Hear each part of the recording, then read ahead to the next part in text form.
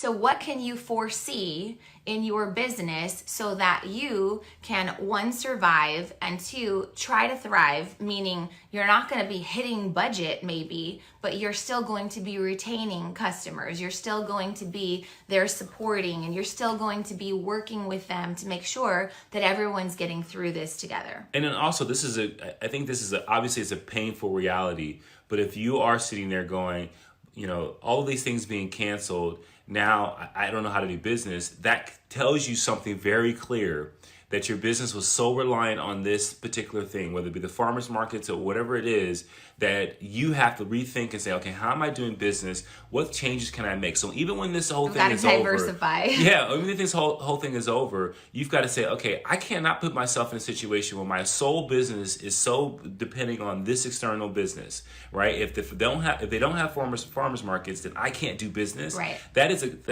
You're in a very compromising situation. Right. So let this be something that you can say, okay, now I got to rethink about, okay, when all this blows over, how am I going to reintroduce myself to the market? How am I going to do these different things so that I can get business?